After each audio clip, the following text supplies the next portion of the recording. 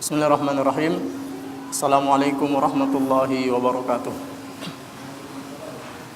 Innal hamdalillah nahmaduhu wa nasta'inuhu wa nastaghfiruh wa na'udzu billahi min shururi anfusina wa sayyiati a'malina. May yahdihillahu fala mudhillalah wa may yudlil fala hadiyalah. Wa asyhadu an la ilaha illallah wahdahu la syarikalah wa asyhadu anna Muhammadan abduhu wa rasuluh. Ya ayyuhalladzina amanu taqullaha haqqa tuqatih wa la tamutunna illa wa antum muslimun. Allahumma salli wa sallim wa barik ala nabiyyina Muhammad wa ala alihi wa sahbihi wa man tabi'ahum bi ihsanin ila yaumiddin. Bapak-bapak, ibu-ibu, hadirin hadirat, ikhwani wa akhwati fiddin yang dirahmati Allah Subhanahu wa taala. Alhamdulillah, kita bersyukur, kita memuji Allah Subhanahu wa taala atas izin dan taufiknya pada siang hari ini kita kembali bisa hadir, bertemu, berkumpul, bermajelis di tempat ini untuk berusaha bertaqarrub, mendekatkan diri kepada Allah Subhanahu wa taala melalui majelis ilmu yang mulia ini insyaallah. Sebagaimana disampaikan tadi bahwa asalnya pengajian Sabtu siang ini diisi dan diasuh oleh guru kita Ustaz Muhammad Zaitun Rasmin hafizahullah dengan mengkaji kitab Al-Fawaid, salah satu karya Imam Ibnul Qayyim Al-Jauziyah rahimahullahu ta'ala. Namun oleh karena Ustadz Zaitun saat ini sedang berada di luar negeri, sedang berada di Istanbul, Turki, dalam rangka menghadiri konferensi atau muktamar ulama muslim sedunia, sehingga hari ini atau siang ini untuk sementara kami duduk di sini dan berbicara di hadapan para jamaah sekalian untuk menggantikan beliau sementara. Oleh karena kajian kitab Al-Fawaid ini belum dimulai, karena pada pekan yang lalu Ustadz Zaitun juga baru memberi pengantar, sehingga pada siang ini saya tidak ingin mendahului beliau membahas atau mengkaji kitab Al-Fawaid ini. Namun insyaallah topik yang akan kita sampaikan, yang akan kita bahas sebetulnya juga masih memiliki hubungan dan keterkaitan dengan salah satu topik yang disinggung oleh Imam Ibnul Qayyim Al-Jauziyah rahimahullahu ta'ala dalam kitabnya Al-Fawaid ini. Saya tidak ingat persisnya pada pasal yang keberapa. Yang jelas dalam salah satu pasal dalam kitab Al-Fawaid ini, Imam Ibnul Qayyim Al-Jauziyah rahimahullahu ta'ala menjelaskan tentang fenomena hajrul Quran, meninggalkan Al-Quran atau mengabaikan Al-Quran. Kalau saya tidak salah ingat, judulnya adalah Fasl fi qawlihi ta'ala wa qala ar-rasul ya rabbi inna qaumi ittakhadhu hadzal qur'ana mahjura. Pasal tentang firman Allah, dan Rasul berkata, wahai Rabbku, wahai Tuhanku, sesungguhnya kaumku menjadikan Al-Quran ini sebagai sesuatu yang ditinggalkan, sebagai sesuatu yang diabaikan, yang tidak dihiraukan. Dan penjudulan seperti ini merupakan salah satu gaya khas Imam Ibnul Qayyim Al-Jauziyah rahimahullahu ta'ala dalam kitabnya Al-Fawaid ini. Jadi kalau beliau membahas satu ayat atau satu hadis, dan umumnya ayat, membahas satu ayat, beliau tidak memberi judul dengan isi ayat itu, tapi langsung beri judul dengan isi ayatnya. Contohnya dalam ayat ini yang merupakan bagian dari surah Al-Furqan ayat yang ke-31. Beliau beri judul pasal tentang firman Allah, wa qala ar-rasul ya rabbi inna qaumi ittakhadhu hadzal qur'ana mahjura. Lalu pada penjelasan selanjutnya Imam Ibnu Qayyim rahimahullah menjelaskan beberapa sikap yang menunjukkan bahwa seseorang itu dikatakan menghajar atau meninggalkan Al-Quran. Seseorang itu dianggap tidak menghiraukan Al-Quran. Seseorang itu dianggap mengabaikan Al-Quran. Beliau menyebutkan bahwa di antara sikap yang seseorang itu disebut meninggalkan Al-Quran, mengabaikan Al-Quran, tidak menghiraukan Al-Quran, yang pertama adalah hajru istima'ihi, tidak mau mendengarkan Al-Quran. Alhamdulillah tadi sudah diperdengarkan bacaan Al-Quran juz 3 yang sebetulnya itu merupakan kesempatan bagi kita untuk mendengarkan Al-Quran, agar kita tidak termasuk golongan orang-orang yang mengabaikan Al-Quran. Dan Allah Subhanahu wa taala memerintahkan, wa idza quri'al Qur'anu fastami'u lahu wa ansitu. Dan jika dibacakan Al-Quran, maka dengarkanlah dan diamlah, tenanglah untuk mendengarkan bacaan Al-Quran tersebut. Kemudian yang kedua, hajru tilawatihi, tidak mau membaca Al-Quran, enggan untuk membaca Al-Quran, karena membaca Al-Quran sendiri merupakan satu ibadah yang sangat mulia di sisi Allah Subhanahu wa taala. Saking mulianya setiap satu huruf yang diucapkan oleh seorang pembaca Al-Quran dihargai oleh Allah Subhanahu wa taala. Satu huruf, satu kebaikan. Satu huruf, satu kebaikan. Dan kata Nabi SAW, la aqulu alif lam mim harfun, saya tidak mengatakan bahwa alif lam mim itu satu huruf, tetapi alif satu huruf, lam satu huruf, dan mim satu huruf. Kemudian yang ketiga, hajrul amali bihi, tidak mengamalkan Al-Quran. Yang berikutnya, hajru tadabburihi, tidak menadaburkan Al-Quran. Dan ada beberapa ayat dalam Al-Quran yang mengecam orang yang membaca Al-Quran tapi tidak menadaburkannya atau tidak mentadaburkannya. Kemudian di antara gambaran atau sikap hajrul Quran, meninggalkan Al-Quran, adalah tidak mau berobat dengan Al-Quran. Karena di antara fungsi Quran ini adalah syifa, penawar, obat, penyembuh. Wa nunazzilu minal Qur'ani ma huwa syifa wa rahmah. Dan kami turunkan Al-Quran ini, kata Allah, sebagai syifa, sebagai obat, sebagai penawar dan rahmat.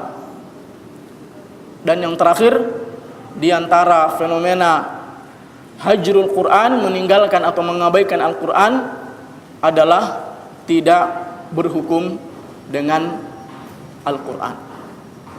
Ikhwani wa akhwati fiddin, jamaah sekalian yang dimuliakan oleh Allah Subhanahu wa taala, berinteraksi dengan Al-Quran secara intens itu merupakan kunci kebahagiaan, merupakan kunci keselamatan, merupakan rahasia kesuksesan dan kejayaan manusia di dunia ini.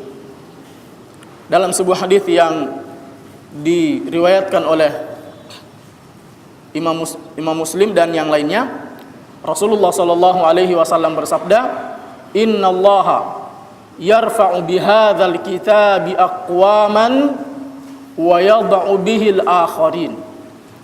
Sesungguhnya Allah memuliakan suatu kaum, memuliakan suatu bangsa, memuliakan suatu masyarakat dengan Al-Quran ini, dan juga menghinakan suatu kaum, suatu bangsa, suatu masyarakat dengan Al-Quran ini.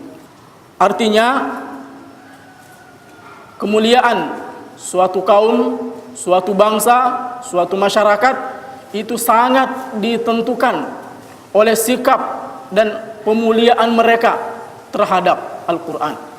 Dan inilah sesungguhnya yang menjadi rahasia kemuliaan dan kejayaan generasi awal Islam ini, yang dipuji oleh Allah Subhanahu wa taala di dalam Al-Qur'an, kuntum khaira ummatin ukhrijat linnas.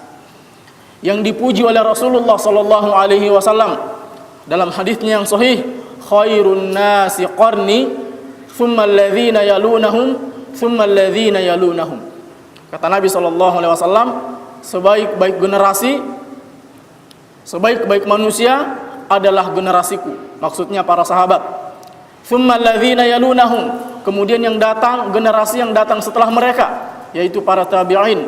Thumma alladhina yalunahum, kemudian generasi yang datang setelah mereka, yakni para atba' at-tabi'in. Oleh karena itu, bagi yang ingin kembali berjaya, yang ingin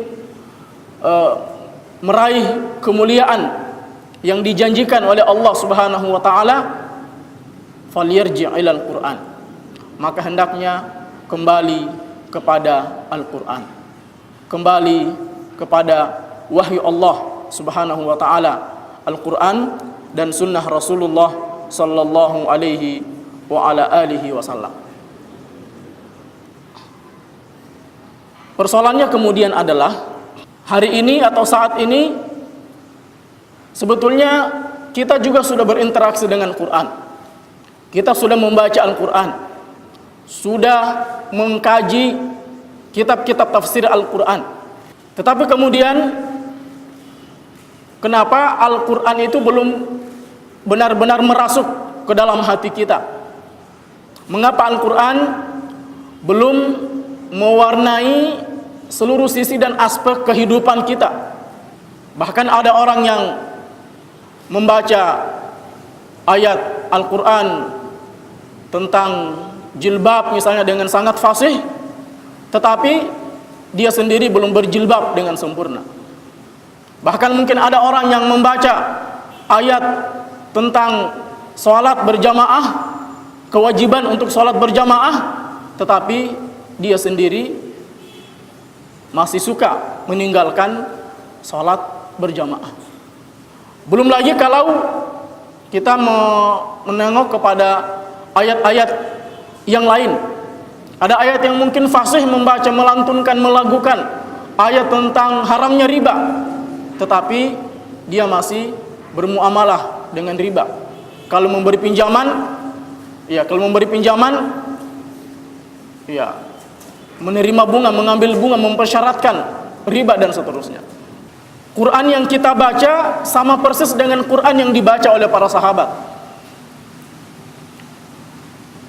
Bahkan kita saat ini terbantu dengan banyaknya kitab-kitab tafsir yang sesungguhnya lebih membantu kita untuk memahami Quran itu dengan mudah. Yang mungkin salah satu faktornya, salah satu sebabnya adalah model dan pola interaksi kita dengan Quran yang belum sama dengan model dan pola interaksi para sahabat, para salafus saleh dengan Al-Quran. Saya ulangi, mungkin salah satu sebabnya adalah cara kita di dalam berinteraksi dengan Quran, di dalam bertalaqi Al-Quran, di dalam membaca, mengkaji, mengamalkan Quran, belum mengikuti metode yang diajarkan oleh Rasulullah sallallahu alaihi wasallam kepada para sahabat radhiyallahu taala anhum ajma'in. Oleh karena itu, pada kajian ini kita akan menyebutkan beberapa cara, beberapa metode yang dipakai, diterapkan oleh para salafus soleh, para sahabat dan generasi terbaik setelah para sahabat. Bagaimana mereka dalam bertalaki Al-Quran, bagaimana mereka dalam berinteraksi dengan Al-Quran. Sebelum lanjut, saya ingin mengulangi dan menegaskan bahwa bentuk interaksi kita dengan Quran ada beberapa. Yang pertama, dengan mendengarkan Quran, dengan mendengarkan Al-Quran. Dan dalam Quran disebutkan bahwa diantara ciri dan sifat orang beriman adalah wa idza tuliyat alaihim ayatuhu zadathum imana. Dan jika dibacakan kepada mereka ayat-ayatnya, maka ayat-ayat tersebut menambah iman mereka. Ayat-ayat tersebut menambah iman mereka. Sekarang mari kita tengok diri kita. Bagaimana reaksi hati kita ketika mendengarkan Al-Quran? Apakah iman kita bertambah ketika mendengarkan ayat Al-Quran? Apakah kecintaan kita kepada Allah bertambah ketika mendengarkan ayat Quran? Apakah kerinduan kita kepada negeri akhirat bertambah ketika mendengarkan Al-Quran? Dan seterusnya dan seterusnya. Kemudian yang kedua, bentuk interaksi dengan Quran adalah dengan membaca. Bahkan di antara kebiasaan para sahabat radhiyallahu taala anhum ajma'in, bahwa umumnya mereka menamatkan Al-Quran sekali dalam sepekan. Menamatkan Al-Quran sekali dalam sepekan. Kemudian yang ketiga, bentuk interaksi kita dengan Al-Quran adalah dengan bertadabbur. Jadi bukan sekedar membaca, bukan sekedar mendengarkan, tapi pembacaan dan pendengaran itu disertai dengan tadabbur, disertai dengan perenungan. Karena hanya bacaan dan pendengaran yang disertai tadabburlah yang akan menambah dan meningkatkan keimanan kita.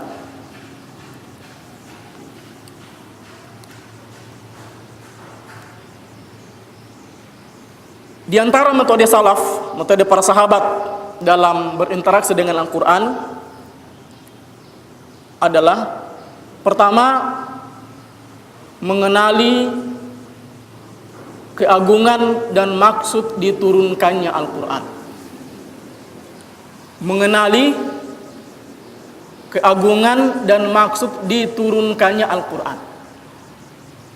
Sehingga sejak awal ketika mereka membaca Al-Quran, mereka sudah memasang niat dari awal bahwa mereka membaca Al-Quran untuk mengambil petunjuk dari Al-Quran itu.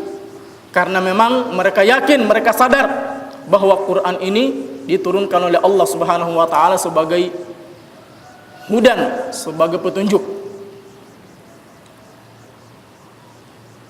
Hal ini penting untuk kita selalu sadari, selalu tanamkan bahwa kitab suci Al-Quran ini diturunkan oleh Allah Subhanahu wa taala sebagai petunjuk hidup, sebagai pedoman hidup. Sehingga dengan seperti itu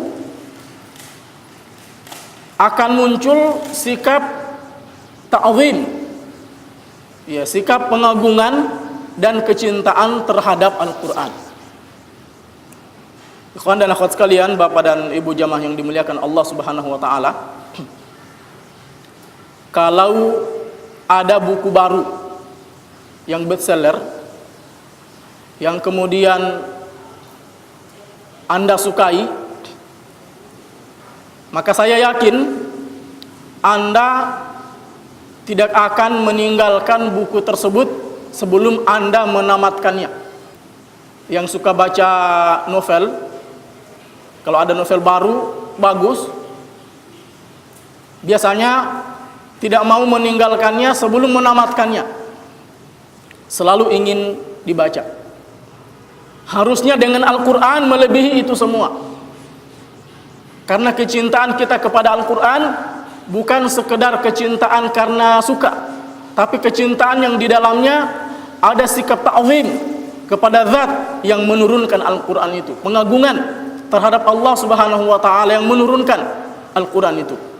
Sebab memang secara tabiat, secara manusiawi, bahwa siapapun yang mengetahui nilai dan kedudukan sesuatu, maka dia akan memuliakannya, dia akan menyukainya, dia akan mengagungkannya. Dan sikap seperti inilah yang dimiliki oleh para sahabat radhiyallahu taala anhum ajma'in di dalam menyikapi dan memposisikan Al-Quran. Sehingga dalam sejarah hidup mereka kita temukan bahwa perkataan mereka, perbuatan mereka, sikap mereka itu selalu mencerminkan kecintaan, keimanan, dan pengagungan terhadap Al-Quran. Terkait dengan ini, misalnya Ibnu Mas'ud radhiyallahu ta'ala anhu mengatakan, sesungguhnya Al-Quran ini adalah ma'dubah, jamuannya Allah. Ya, ini tentu saja bahasa metaforik. Kata Ibnu Mas'ud, sesungguhnya Al-Quran ini adalah jamuannya Allah. Ya, dalam bahasa Arabnya ma'dubah. Jadi, ya dibayangkan saja kalau ada jamuan kemudian kita diundang. Maka kata Ibnu Mas'ud, maka nikmatilah jamuannya semampu kalian. Al-Quran ini adalah tali Allah yang dia perintahkan untuk berpegang dengannya. Tali Allah yang Allah isyaratkan dalam surah Ali Imran, ya ayyuhalladzina amanu taqullaha ya ayyuhalladzina amanu wa'tasimu bihablillahi jami'a wa la tafarraqu. Berpeganglah kalian kepada tali Allah. Di antara makna tali Allah di situ adalah Al-Quran. Al-Quran ini adalah cahaya Allah yang terang, obat penawar yang sangat bermanfaat, serta pelindung bagi yang berlindung dengannya. Ini perkataan Ibnu Mas'ud radhiyallahu taala anhu tentang Al-Quran. Tentu saja Ibnu Mas'ud radhiyallahu taala anhu mengucapkan kata-kata ini karena beliau sendiri telah merasakan keagungan Al-Quran itu pada dirinya. Sahabat yang lain, Abdullah bin Abbas radhiyallahu taala anhuma, mengatakan bahwa Allah Subhanahu wa taala menjamin orang yang membaca Al-Quran tidak akan sesat dan tidak akan sengsara di akhirat. Tidak akan sesat di dunia dan tidak akan sengsara di akhirat. Tentu saja perkataan Ibnu Abbas ini juga berpijak kepada salah satu hadis Nabi sallallahu alaihi wasallam, taraktu fikum amrayni lan tadillu ma in tamassaktum bihima kitaballahi wa sunnati. Kutinggalkan untuk kalian dua perkara, kata Nabi, di mana kalian tidak akan pernah tersesat selama-lamanya selama kalian berpegang teguh dengan keduanya, yaitu kitab Allah dan sunnahku. Kata Ibnu Abbas radhiyallahu anhuma, orang yang membaca Al-Quran itu dijamin oleh Allah, dia tidak akan sesat di dunia dan tidak akan sengsara di akhirat. Lalu beliau membaca firman Allah Subhanahu wa taala dalam surat Thaha ayat yang ke-123, "Famanittaba'a hudaya fala yadhillu wa la yashqa." Barang siapa yang mengikuti petunjukku, tentu saja petunjuk Allah itu terdapat dalam Quran dan hadits Nabi sallallahu alaihi wasallam. Barang siapa yang mengikuti petunjukku, dia tidak akan sesat dan tidak akan celaka. Dan kata Ibnu Abbas, yang dimaksud dengan mengikuti di sini adalah membaca. Karena pintu awal untuk kita bisa tahu petunjuk Allah Subhanahu wa taala di dalam Al-Quran adalah dengan membacanya. Oleh karena itu, sebelum kita melangkah jauh berinteraksi dengan Quran, entah itu dengan mendengarkan, dengan membaca, dengan mentadaburi, dengan mengkaji tafsirnya, mengamalkannya, berhukum dengannya, sebelum itu semua adalah yang paling penting adalah menanamkan kecintaan terhadap Al-Quran, menanamkan di dalam hati kita keagungan terhadap Al-Quran. Kemudian yang kedua, di antara metode para salaf, para sahabat di dalam berinteraksi dengan Al-Quran adalah belajar dan mengajarkan iman sebelum Al-Quran. Belajar dan mengajarkan iman sebelum Al-Quran. Maksudnya adalah sebelum mereka belajar Quran, mereka telah mengisi hati-hati mereka dengan cahaya iman, dengan pengagungan kepada Allah Subhanahu wa taala, zat yang menurunkan Quran itu. Mereka memasukkan dan menanamkan di dalam hati-hati mereka pengagungan terhadap perintah-perintah dan larangan-larangan Allah Subhanahu wa taala. Sehingga oleh karena di dalam hati mereka telah tertanam kecintaan kepada Allah, pengagungan kepada Allah, pengagungan terhadap perintah dan larangan Allah Subhanahu wa taala, maka mereka mudah merespon dan menerima isi dan petunjuk Al-Quran. Sekali lagi, karena di dalam hati mereka telah tertanam keimanan kepada Allah, keimanan kepada hari akhir, keimanan dan pengagungan terhadap Allah, perintah dan larangannya, sehingga ketika turun perintah Allah, turun larangan Allah, mereka cepat dan bersegera meresponnya. Perhatikan ikhwan dan akhwat sekalian jamaah yang dimuliakan oleh Allah Subhanahu wa taala. Misalnya ketika turun ayat pengharaman khamar, surah Al-Maidah ayat ke-90. Ya ayyuhalladzina amanu innamal khamru wal maisiru wal ansabu wal azlamu rijsun min amali syaitan fajtanibuhu la'allakum tuflihun. Ketika turun ayat ini, sekelompok sahabat, ya karena waktu itu belum diharamkan, sekelompok di antara mereka ada yang sedang minum. Ketika disampaikan bahwa telah turun ayat yang mengharamkan khamar, mereka langsung menumpahkan khamar-khamar yang ada di tangan-tangan mereka. Bahkan ya dikabarkan ada yang tengah mengangkat gelas untuk diminumnya, itu langsung diletakkan. Ya, tidak seperti sebagian orang mengatakan, ya ini tegukan terakhir, ini kesempatan terakhir, langsung ditinggalkan. Mereka menumpahkan sendiri khamar-khamar mereka.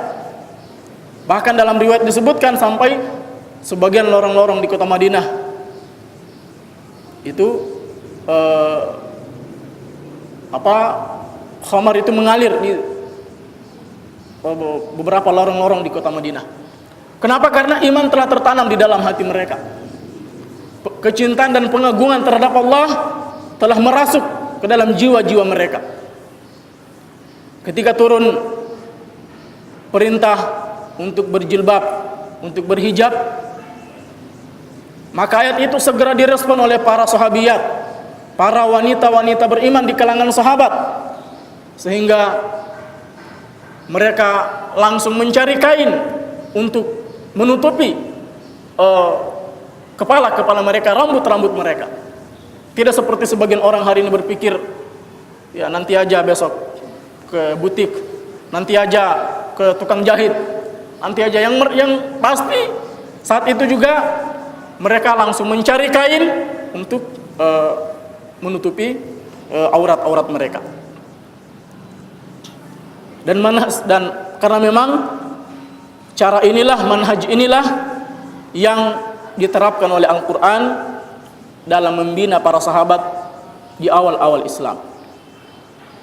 Kalau kita perhatikan ayat-ayat yang awal-awal turun pada periode Makkiyah, itu memang ayat-ayat yang menanamkan keimanan kepada Allah dan hari akhir. Sehingga sekali lagi tumbuh di dalam hati mereka iman yang sahih, iman yang benar, pengagungan kepada Allah dan pengagungan terhadap Al-Quran. Sehingga pada puncaknya hal itu mengkondisikan jiwa mereka untuk mudah menerima arahan Al-Quran, mudah merespon taujihat Al-Quran, mudah untuk menunaikan perintah Allah dan meninggalkan apa-apa yang dilarang oleh Allah Subhanahu wa taala. Karena memang di dalam hati mereka telah tertanam keimanan, di dalam hati mereka telah tertanam kecintaan dan pengagungan kepada Allah Subhanahu wa taala.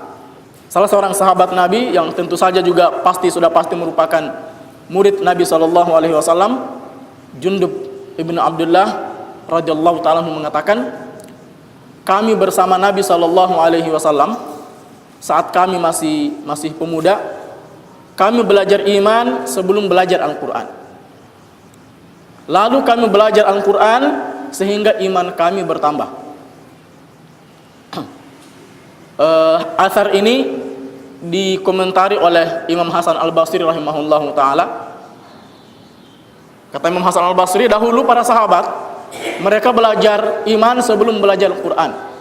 Sementara kita belajar Al-Quran sebelum belajar iman. Kalau kita juga ingin berkomentar, melanjutkan komentar Imam Hasan Al-Basri, kalau para sahabat dulu belajar iman sebelum belajar Al-Quran, orang-orang di zamannya Imam Hasan Al-Basri belajar Al-Quran baru iman. Orang-orang sekarang tidak belajar iman, tidak belajar Al-Quran juga. Ya, tidak belajar Quran, tidak belajar iman juga.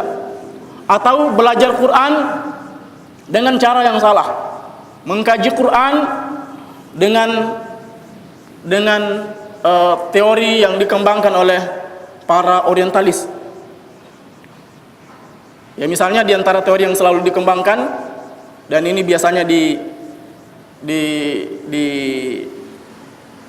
masyhur di kajian-kajian filsafat, bahwa menerima segala sesuatu, statement, pernyataan itu harus diragukan dulu, tidak langsung diterima.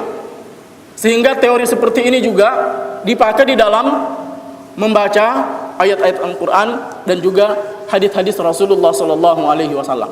Sehingga ayat Al-Quran yang harusnya menjadi sumber petunjuk, yang harusnya menjadi penerang hidup, akhirnya dianggap kontradiksi, dianggap tidak masuk akal, dianggap tidak up to date lagi, dianggap tidak sesuai dengan perkembangan zaman, dan seterusnya dan seterusnya. Termasuk misalnya ada ayat-ayat tertentu yang dianggap tidak sensitif gender, ada ayat-ayat tertentu yang hanya memihak kepada kaum laki-laki, ada ayat-ayat tertentu yang diskriminatif terhadap perempuan, dan seterusnya dan seterusnya. Pagi tadi saya sempat membaca pesan dari salah seorang teman bahwa di salah satu kampus di Yogyakarta pernah dalam satu diskusi ada seorang peserta yang bertanya kepada narasumber. Peserta itu mengatakan, kata dia, jilbab itu diskriminasi terhadap wanita. Jilbab itu budaya Arab, sehingga perintah untuk memakai jilbab bagi wanita itu adalah perlakuan diskriminatif terhadap perempuan. Sehingga kata orang ini, kalau memang Islam itu menyuruh dan mewajibkan wanita untuk pakai jilbab, maka saya akan keluar dari Islam. Ya, saya akan keluar dari Islam, katanya. Tapi oleh Ustadz itu dijawab dengan santai.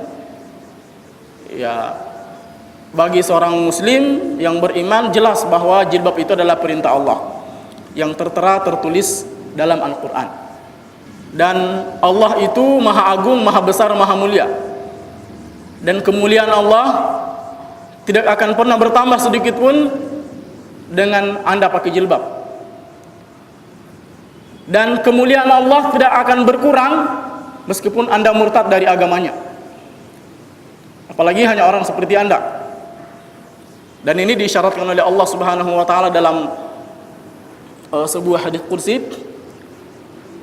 "Lau anna awwalakum wa akhirakum wa insakum wa jinnakum kana ala atqa qalbi rajuli wahidin minkum ma zada dzalika fi mulki syai'a." Kata Allah, andaikan orang yang pertama sampai orang yang terakhir, jinnya, manusianya, andaikan semua manusia, semua jin, mulai dari manusia yang pertama sampai nanti manusia yang terakhir, mulai dari jin yang pertama sampai jin nanti yang terakhir, semuanya beriman, semuanya bertakwa kepada Allah. Kata Allah, ma zada dzalika fi mulki syai'a, itu tidak akan menambah kekuasaanku sedikit pun. Jadi andaikan semua manusia di dunia ini bertakwa kepada Allah, andaikan semua jin bertakwa kepada Allah, itu tidak akan menambah kekuasaan Allah Subhanahu wa taala sedikit pun. Sebaliknya, law anna awwalakum wa akhirakum wa insakum wa jinnakum, andaikan manusia pertama sampai yang terakhir, jin yang pertama sampai yang terakhir itu menjadi orang yang paling jahat sekalipun.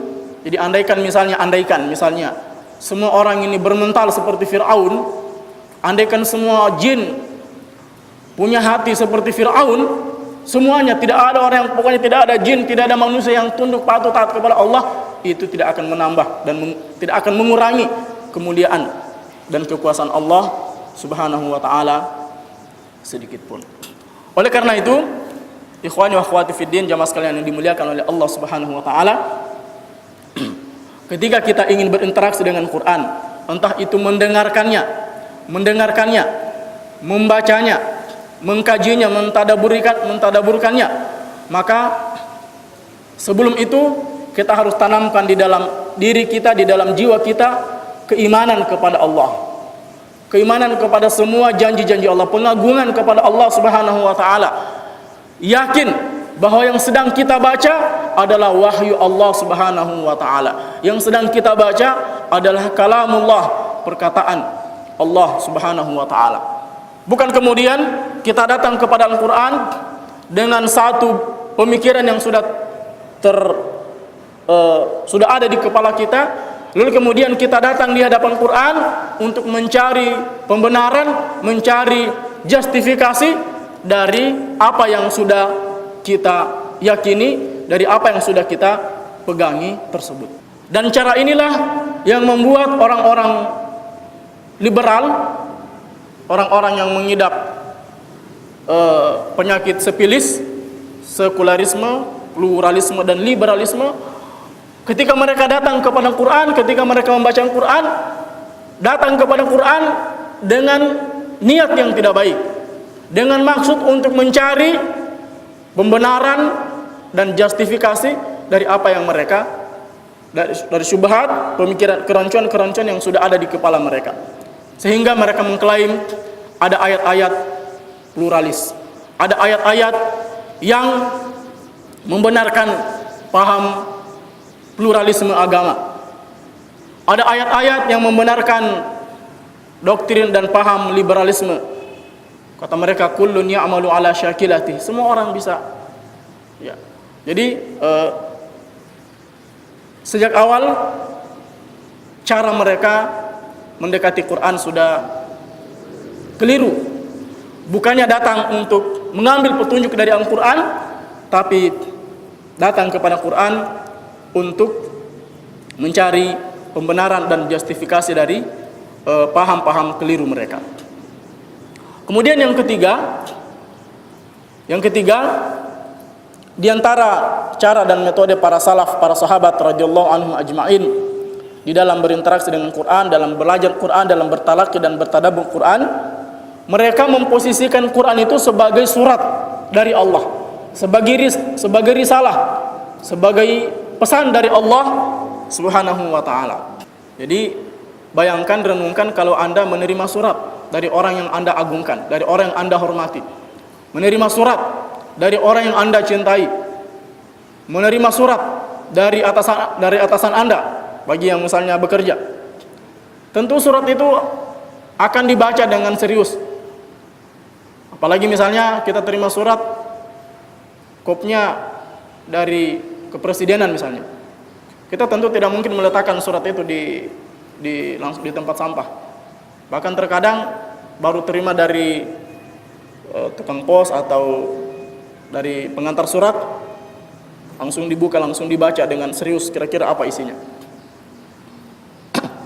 Nah, para sahabat radhiyallahu anhum ajma'in, mereka memposisikan Quran ini sebagai surat dari Allah Subhanahu wa taala. Sehingga mereka membaca Quran dan mengamalkannya. Sehingga mereka membaca Quran dan mengamalkannya. Imam Hasan Al-Basri rahimahullah taala mengatakan, Sesungguhnya orang-orang sebelum kalian memandang Al-Quran sebagai surat dari Rabb mereka, dari Allah Subhanahu wa Ta'ala.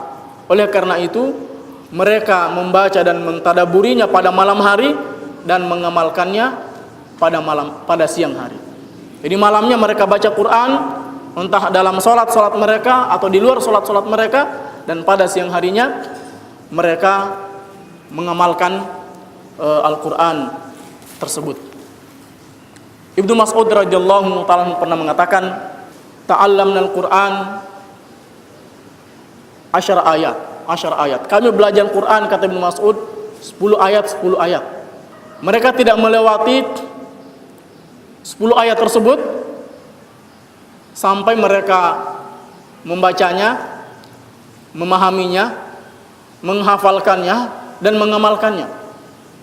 Fata'allamna al-ilma wal amala ma'an. Kami belajar ilmu dan amal sekaligus. Sehingga memang tidak mengherankan kalau Al-Quran itu benar-benar meresap dan merasuk ke dalam jiwa-jiwa para sahabat. Mereka belajar 10 ayat, mereka baca, mereka pahami, mereka hafalkan dan mereka amalkan. Kalau kita, ya lain lagi, hafal juz 1, kemudian habis itu pindah ke juz 2, ya masuk pertengahan juz 2, juz 1 sudah dilupa lagi. Ya, akhirnya kembali lagi ke juz 1, juz 2 lupa lagi. Ya, balik lagi ke juz 2, juz 1 lupa lagi, akhirnya bolak-balik saya seperti itu. Allahumma musta'an. Dalam perkataan yang lain, Ibnu Mas'ud juga mengatakan, seorang pengemban Al-Quran hendaknya dikenali dengan sholatnya pada waktu malamnya saat orang-orang sedang tidur, dengan puasanya pada siang hari saat orang-orang sedang makan, puasa sunnah maksudnya, dengan sedihnya saat orang-orang bergembira ria, dengan tangisnya saat orang-orang tertawa, dengan diamnya saat orang-orang berbicara, dengan khusyuknya saat orang-orang sedang riuh. Dan sekali lagi, manhaj inilah, cara seperti inilah, cara mempelajari Quran yang seperti inilah yang berhasil menelurkan generasi awal Islam sekelas para sahabat radhiyallahu ta'ala anhum ajma'in. Karena memang mereka memposisikan Al-Quran ini sebagai surat dari Allah, sebagai pesan dari Allah Subhanahu wa Ta'ala yang mereka baca dan mereka amalkan. Karena artinya kalau surat itu, kalau dia berisi instruksi, tentu harus dijalankan. Kalau berisi informasi, tentu informasi itu harus diterima, diyakini. Nah, Quran itu bukan sekedar informasi cerita saja. Kalaupun di dalam Quran itu ada kisah, ada cerita, tapi kisah dan cerita yang ada dalam Quran itu ada yang mengandung perintah, ada yang mengandung larangan, dan mengandung ibrah dan pelajaran-pelajaran yang sangat bermanfaat. Kemudian yang keempat adalah membaca Al-Quran dengan tartil, perlahan-lahan, serta membacanya dalam sholat malam. Ya, Allah Subhanahu wa Ta'ala memerintahkan, dan ini termasuk perintah Allah kepada Nabi di awal-awal kenabian beliau, warattilil Qur'ana tartila, dan bacalah Al-Quran itu dengan tartil, dengan perlahan-lahan. Perintah ini satu paket. Perintah membaca Quran dengan tartil itu satu paket dengan perintah untuk melakukan sholat malam, sebagaimana yang Allah jelaskan dalam surah Al-Muzammil, yang merupakan wahyu yang mula-mula turun kepada Nabi SAW setelah turunnya wahyu yang pertama, surah Al-Alaq ayat 1 sampai dengan ayat yang kelima. Salah seorang murid Ibnu Abbas radhiyallahu ta'ala anhu menceritakan, Abi Mulaikah rahimahullahu ta'ala pernah mengatakan, Ibnu Abi Mulaikah pernah mengatakan, aku pernah melakukan perjalanan bersama Abdullah Ibnu Abbas radhiyallahu ta'ala anhuma dari Mekah ke Madinah. Ketika mampir istirahat di satu tempat, beliau Ibnu Abbas melakukan qiyamul lail, melakukan sholat malam, dengan membaca Al-Quran huruf demi huruf. Kemudian beliau menangis hingga terdengar isak tangis beliau. Ibnu Abbas juga mengingatkan kita agar jangan membaca Al-Quran dengan cepat. Sebab membaca Quran dengan cepat itu dipastikan kita tidak akan bisa tadabbur, tidak bisa merenungkan apa yang sedang dibaca. Apalagi misalnya sudah bacanya cepat, nggak ngerti bahasa Arab, ya sudah bacanya cepat, ditambah lagi tidak ada latar belakang bahasa Arab, sehingga saya selalu mengingatkan diri saya dan siapapun saudara-saudara dan saudari saya, hendaknya kalau kita ingin lebih menikmati bacaan Quran, maka kita membaca Quran disertai dengan melihat terjemahannya. Bagi yang memang tidak bisa bahasa Arab, sebab bisa dipastikan ketika kita tilawah baca Quran tanpa melihat terjemahan dan kita memang tidak bisa bahasa Arab, berarti kita membaca tanpa paham sama sekali. Ya, tanpa paham sama sekali. Ini kan sebetulnya sangat riskan. Kalau Anda baca koran, kemudian setelah baca Anda ditanya, tadi isinya apa? Berita apa yang dibaca? Enggak tahu. Itu kan sebetulnya ya luculah seperti itu. Bagaimana kalau yang kita baca adalah Quran, wahyu Allah, yang berisi informasi dari Allah, yang berisi perintah dan larangan Allah. Kita baca tanpa kita pahami sama sekali. Sehingga tentu saja pertama adalah belajar bahasa Arab agar bisa paham baca Quran. Kedua, kalau belum bisa dan belum sempat, maka kita membaca Quran disertai dengan terjemahannya. Bahkan kita harus mengagendakan juga membaca Quran beserta terjemahannya. Coba di sini siapa yang sudah pernah menamatkan Quran dengan terjemahannya? Ini akhwat angkat tangan, meskipun saya lihat, coba angkat tangan. Yang sudah menamatkan baca Quran dengan terjemahannya. Tamat dengan terjemahannya. Ya, berarti bahasa Arabnya hebat-hebat. Dan memang ini fenomena umumnya lazimnya kita orang Indonesia. Kalau orang Arab membaca tanpa terjemahan tentu bisa dimaklumi. Sehingga wajar memang kalau ada orang yang misalnya fasih, wanita misalnya fasih baca Quran tentang jilbab tapi nggak pakai jilbab, nggak lucu. Kalau memang ada orang yang baca ayat tentang larangan riba tapi dia misalnya rentenir, karena memang yang dia baca nggak paham, nggak ditahu. Maka mulai saat ini saya mengingatkan diri saya dan kita semua, di samping kita membaca yang rutin program misalnya tamat setiap 7 hari, kalau ada yang tamat setiap 7 hari, atau tamat setiap 10 hari, atau tamat setiap bulan, one day one juz berarti, maka hendaknya kita juga mengagendakan di samping bacaan itu kita juga membaca dengan terjemahan. Entah 1 juz 1 hari, setengah juz 1 hari, 1/10 juz dalam 1 hari, intinya kita membaca disertai dengan terjemahannya. Dan insya Allah Anda akan rasakan sendiri rasanya bagaimana kita membaca diserta dengan baca terjemahan, karena kita akan lebih terbantu untuk bisa tadabbur dan bisa paham. Kata Ibnu Abbas, janganlah kalian membaca Al-Quran seperti membaca syair. Baca syair yang biasanya dibaca cepat, atau baca apalah yang dibaca cepat. Kata Ibnu Abbas, berhentilah sejenak pada keajaiban-keajaibannya. Gerakan hati Anda dengan keajaiban-keajaiban tersebut. Dan janganlah yang menjadi target Anda adalah sampai pada akhir surat. Ya. Bagi kita yang sudah punya target misalnya dalam setiap hari baca 1 juz dalam 1 hari, kalau lagi sibuk, lagi buru-buru kan membaca, baru beberapa halaman sudah cek lagi. Ya, ini kira-kira halaman terakhir, ayat terakhir di juz 1 kapan ya habisnya? Baru baca lagi, buka lagi. Tidak sabaran, ingin segera berakhir, ingin segera selesai. Kalau seperti ini cara kita membaca Quran, cara kita berinteraksi dengan Quran, maka sebetulnya kita perlu khawatir, perlu waspada. Jangan-jangan hati kita sedang berpenyakit.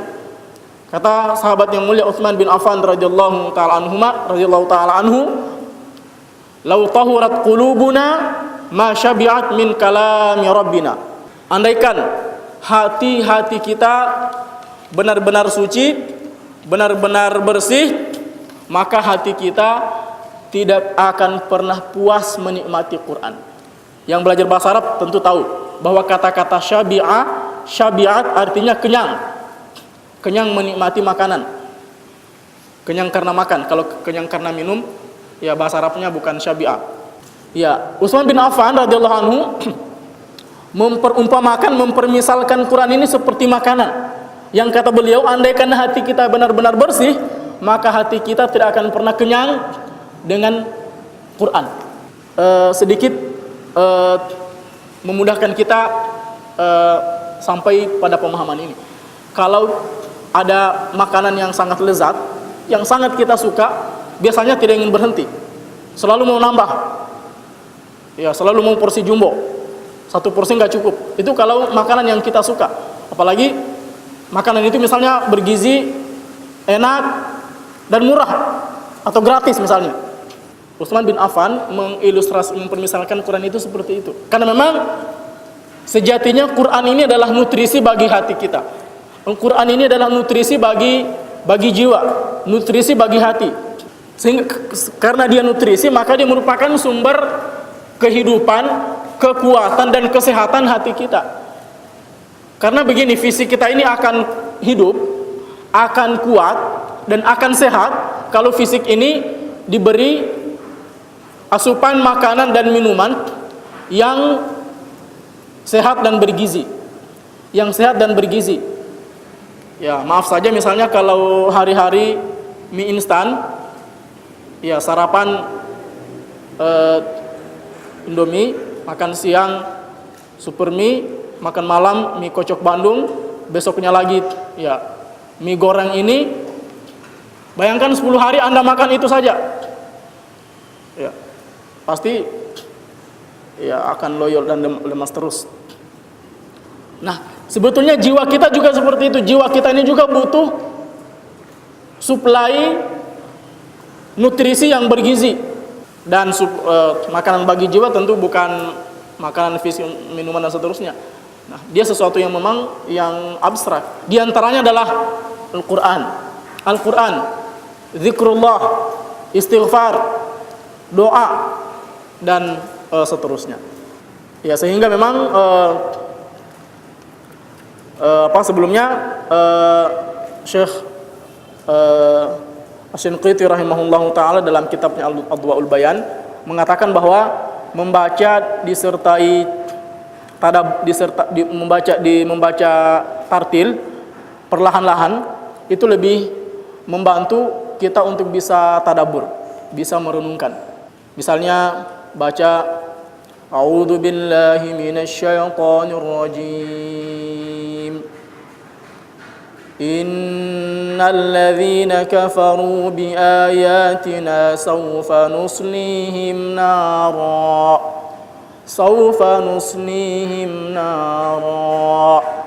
Kullama nadijat juluduhum baddalnahum juludan ghayraha liyadhuqul adzab. Apalagi kalau misalnya bacanya kalau tidak tahu bahasa Arab sambil lihat terjemahan, baca perlahan-lahan. Enggak apa-apa misalnya sambil improvisasi meniru gaya Syekh siapa misalnya. Innal ladzina kafaru biayatina sawfa nuslihim nara. Sesungguhnya orang-orang yang kafir terhadap ayat-ayat kami, sawfa nuslihim nara, akan kami masukkan mereka ke dalam api neraka. Kullama nadijat juluduhum, setiap kali kulit mereka matang, baddalnahum juludan ghayraha liyadhuqul adzab, kami ganti dengan kulit yang baru. Untuk apa? Liyadhuqul adzab, untuk merasakan azab. Ini sekedar contoh. Tentu ayat-ayat yang lain bisa lebih ini lagi. Ini beberapa yang bisa kita sampaikan tentang bagaimana cara salaf. Tentu saja yang kita sebutkan yang 4 poin ini sifatnya bukan pembatasan, tapi paling tidak keempat ini kira-kira mewakili kira-kira beginilah para salaf, para sahabat di dalam berinteraksi dengan Al-Quran. Saya ulangi sekilas lagi. Pertama, mereka mengenali keagungan dan maksud diturunkannya Al-Quran. Kedua, mereka belajar dan mengajarkan iman sebelum belajar dan mengajarkan Al-Quran. Kemudian yang ketiga, mereka memposisikan Al-Quran sebagai surat dari Allah Subhanahu wa Ta'ala.